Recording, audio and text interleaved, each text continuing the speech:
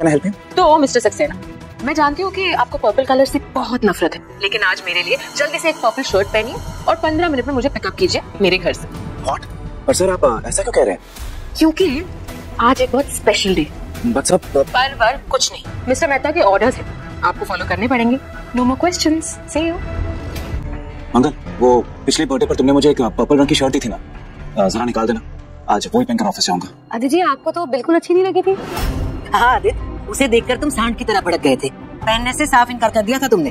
हाँ माँ, पर क्या नवरात्रों का दिन चल रहा है ना, ऑफिस में सब कलरफुल शर्ट्स पहनकर आ रहे हैं और आज एक बहुत इंपॉर्टेंट मीटिंग भी है। आज के दिन पर्पल कलर शुभ माना जाता है, तो सोच रहा हूँ वही पहनकर चला जाऊँ। मैं आपसे बस इतना मांग रही हूँ कि जो सच आपने मुझे बताया है वो सच दीदी को भी पता चल जाए।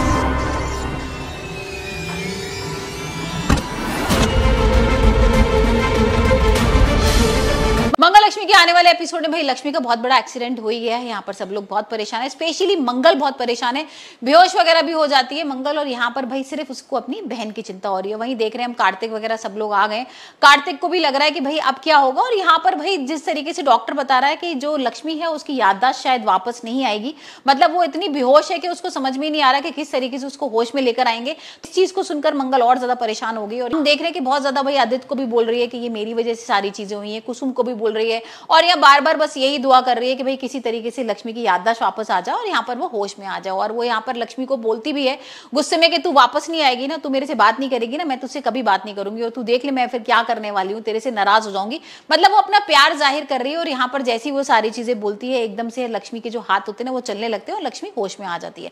अब लक्ष्मी होश में तो आ गई है लेकिन व्हील चेयर पे होगी क्योंकि भाई उसके बहुत ज्यादा चोट लगी है और इस हालत में नहीं है कि वो किसी तरीके से भाई चल पाए। और वहीं हम देख रहे हैं कि कार्तिक भी बहुत परेशान है।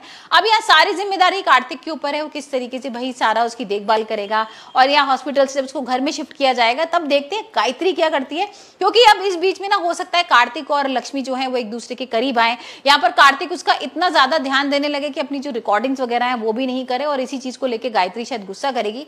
लेकिन वहीं हम दूसरी तरफ देख रहे हैं कि भाई सोमिया पहुंच जाती है हॉस्पिटल में। अब सोमिया इतनी परेशान है, इतनी पागल हो चुकी है कि उसको ये पता लग गया है कि भाई जो लिपिका है ना उसने साइन वगैरह करा लिए और इसी खुशी के मारे ना वो आदित्य को बताने गई है कि भाई देखो पेपर्स पे साइन हो गए। और यहाँ पर वो पहुंच जाती है हॉस्पिटल में और जैसे वो हॉस्पिटल में आदित्य से बात कर रही होती है इतने में मंगल आ जाती है और मंगल उन दोनों को देख लेती है। अब मंगल को थोड़ा अटपटा लग रहा है कि भाई यही तो लड़की थी जिसने इसको जेल में भेजा था, यहाँ पर किस तरीके से आदित्य बात कर रहे हैं, ऐसे कैसे उन्होंने माफ कर दिया।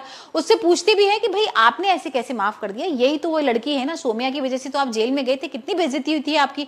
लेकिन यहाँ पर आदित्य उसको समझाने की कोशिश करता है और बोलता है कि नहीं कोई बात नहीं, और फिर मुझे भाई बात ही तो करनी थी और ऑफिस में मेरे काम करती है तो मैं उससे दुश्मनी भी नहीं निभा सकता हूँ। तो देखते हैं अभी मंगल के सामने कितना शक पैदा हुआ है और मंगल के सामने जब ये आएगा कि भाई ये तो उसकी सौतन है। और यहाँ पर हमने देख ही लिया ना, करवा चौथ का एक प्रोमो आ रहा था जिसमें उसकी मांग वगैरह भी भर रहा है, तो यह सारी चीजें क्लियर हो जाएंगी कि भाई मंगल के संग धोखा हुआ है। अब तब देखते हैं मंगल क्या करती है।